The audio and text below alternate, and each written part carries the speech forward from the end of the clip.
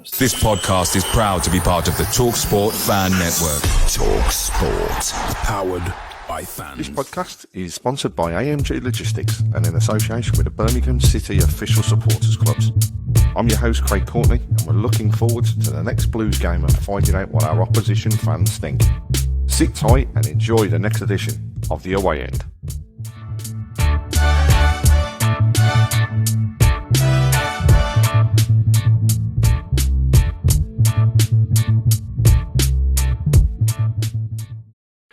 Right, so here we are, yet again with another edition of The Away End.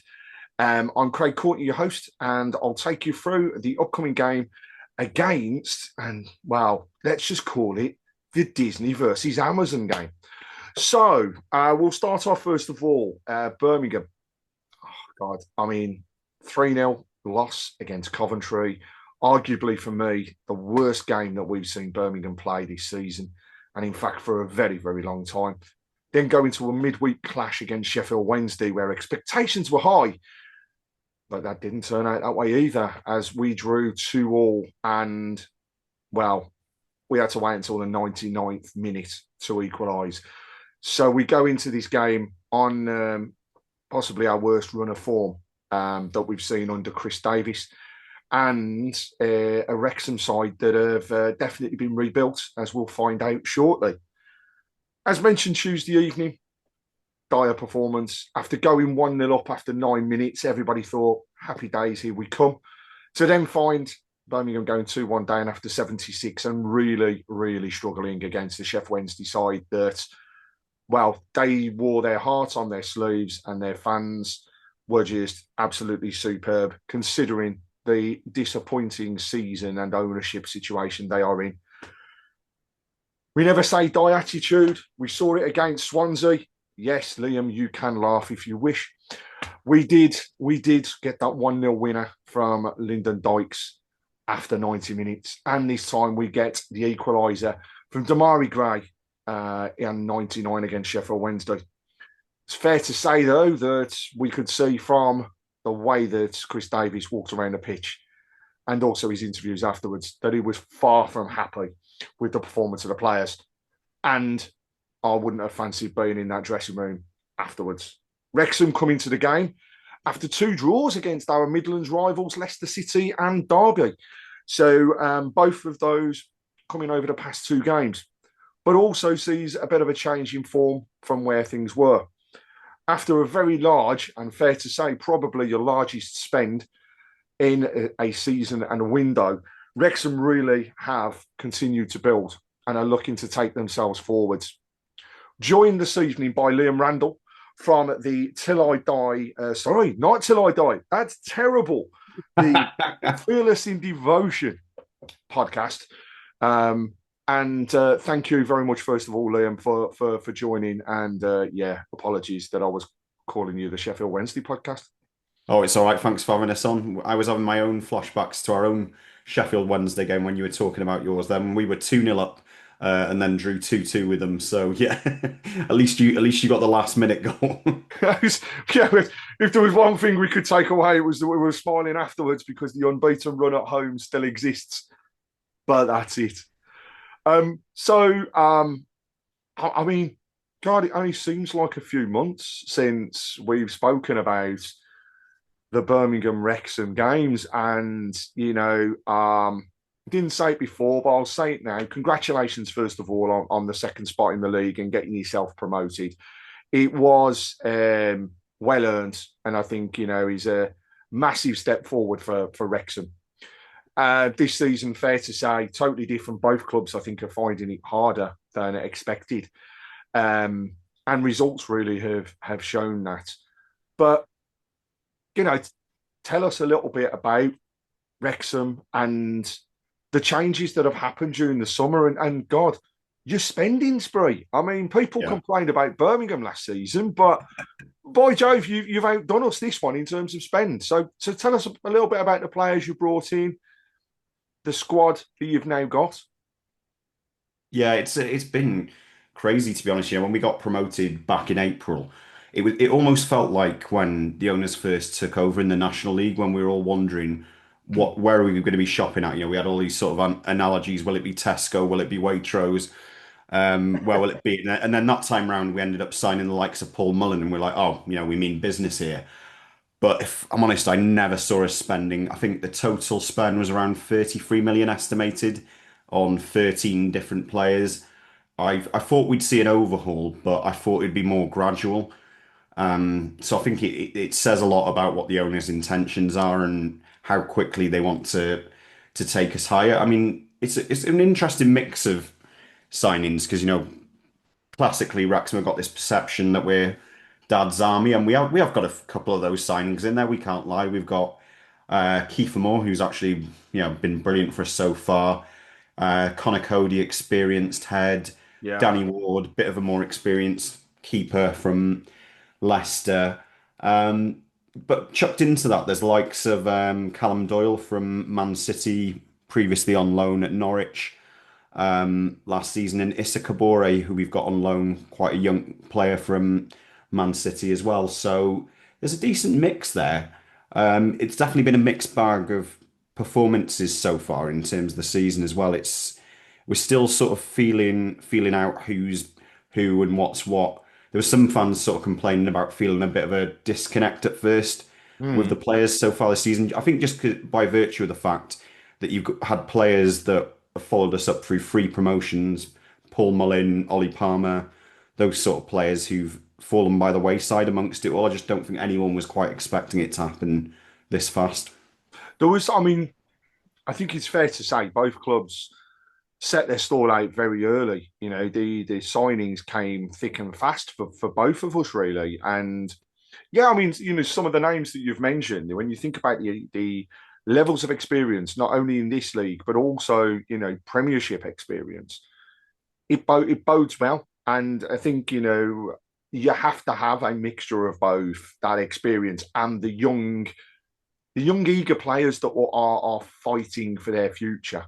And you've definitely got that mix. We go into this game, and when I think about our last 5, we've got a draw, we got 3 wins for Birmingham and 1 win for Wrexham. So it's, and we haven't really played that many games against each other. So it's not as though we can say that this is wildly open. It's also not as far as we can say that one team is going to run away with it. I think actually Friday night, and I've got to say, saying it again, I'm sick and tired of this.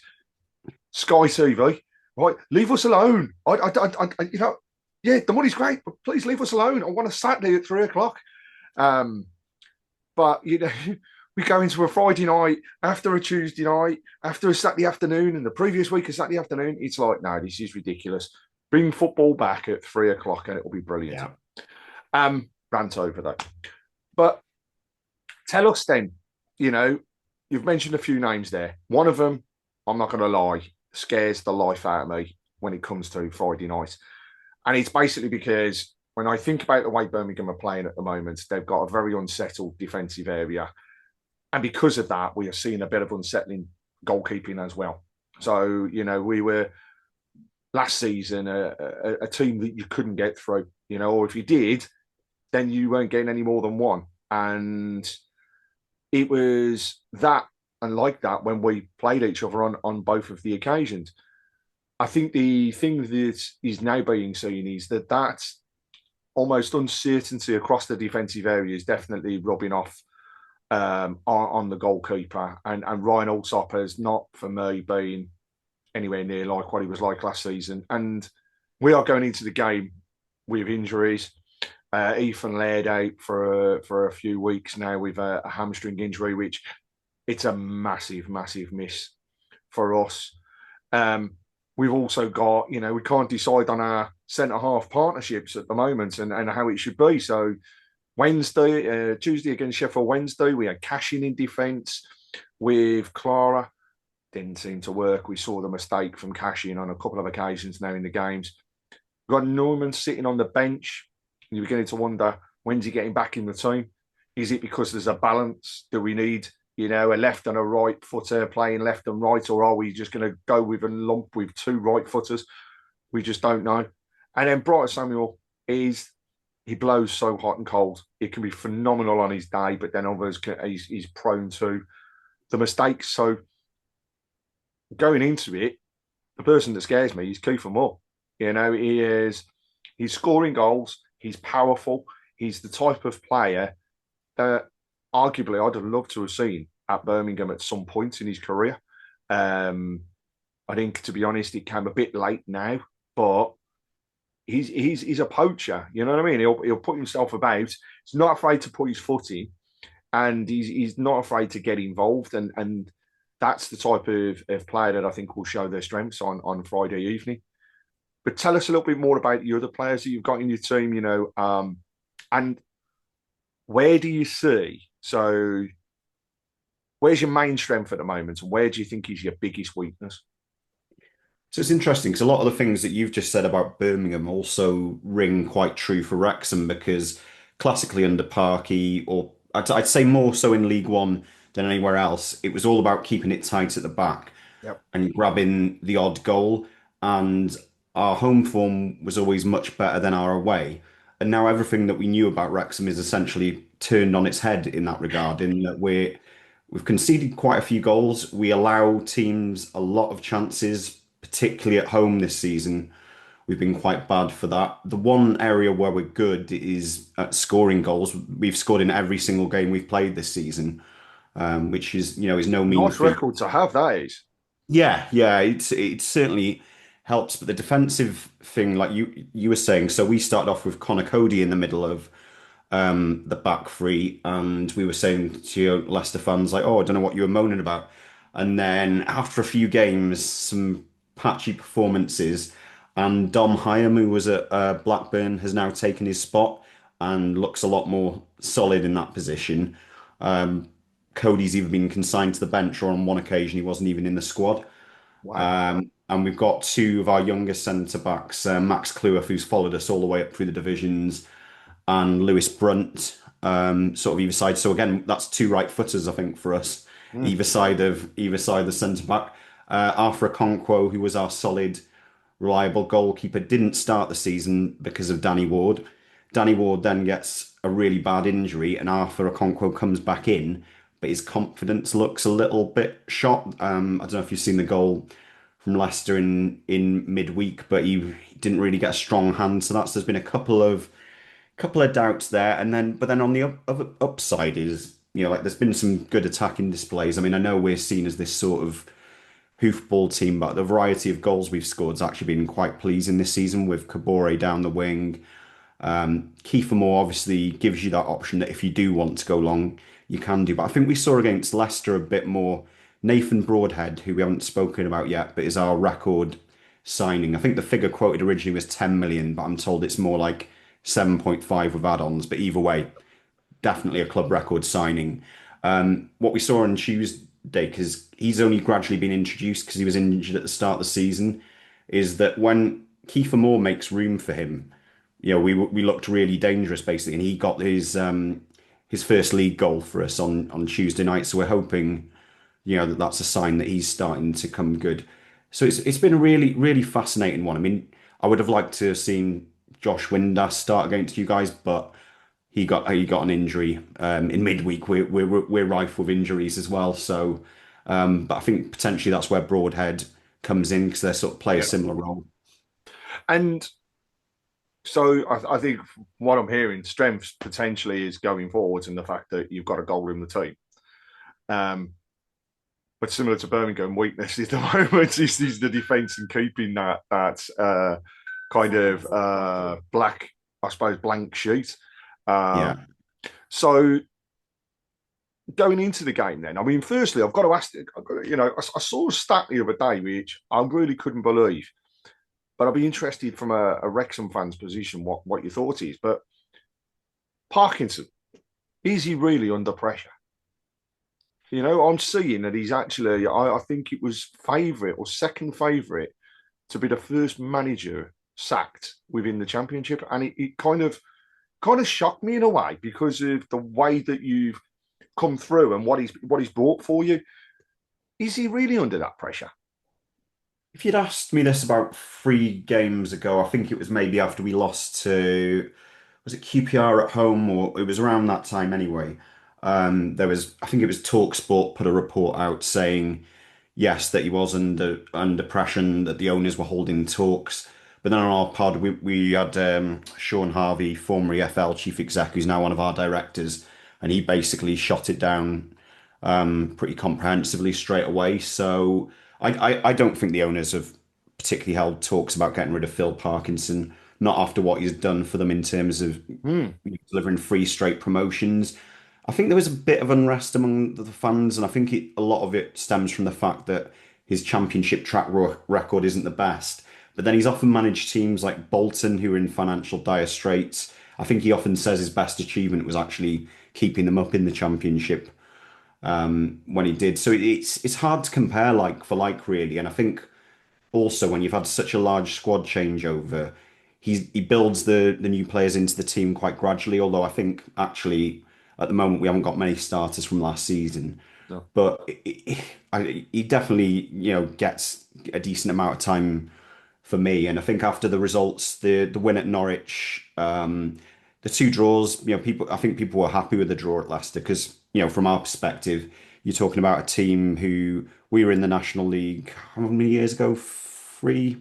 Still 3 years ago, something like that, and they were in the Premier League. So for us to go to Leicester and get a draw, most what you would, I hate the term, but what you'd call legacy fans are very happy about those sort of things when you think of drawing against Boreham Wood or someone away in the past. I think, I mean, to be honest with you, going to Leicester and getting a draw is it's a great result in anybody's book at the moment because despite the fact that they've had outgoings and despite the fact that they appear to have their own financial difficulties, they're still going to be a force in this league. But then again, I talk about this league in such a way that you'd think that the likes of Leicester, Ipswich, Sheffield United, being those teams relegated from the Premier League, would automatically be running away with things and getting results on a constant basis. They're not. This league is actually incredibly open, and it's nice to see some of the teams that are actually up there at the moment. You wouldn't expect it. For me, though, the team that we've just played against and actually I think are flying at the moment to Coventry, they're the ones to watch. But what can we expect? I mean, first of all, I've got to say, oh God, a low away allocation last season, and we was all like, oh, we can't go, and then it gets lower. I mean, what are you doing to us? But what's happening at the stadium then? Because I think last season you had a temporary stand behind the goal. It was brilliant. You had some raucous support then pretty much all around the stadium. I remember the game against Birmingham and the fact that our pocket of away fans were just in a corner, all away from things, sitting in an old stand, which I think Tommy Wagner had actually gone and bought drinks for people in that stand beforehand as well. But what's going on? I mean, is it just a reinvigoration of the stadium? Are you rebuilding? Why the lower capacity? Right, I'll give you the short version. So basically, the COP is an ongoing saga going back many years. Got shut at sort of mid 2000s and essentially condemned.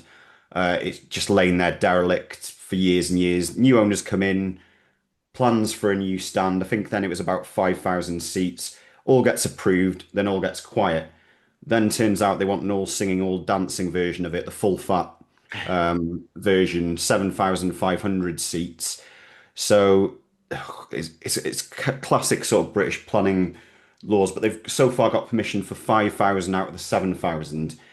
We've all been wondering when's work going to start, work going to start. We're told next month is when spades finally go in the ground, which is a great time for construction, I'm led to believe. November when it's all cold and everything. But it gets cold, windy, raining. Oh my Yeah. God, you're in Wales, so it always rains. Yeah, I think they're looking at something like a 14, 15-month timeline. So in the meantime, the capacity's down from, I'm trying to think what it was with a temporary stand, maybe about 13 and a half, something like that. It's now down to 10,000. I'm not actually sure why the away end, the allocation would be down unless they're just doing it as a percentage of.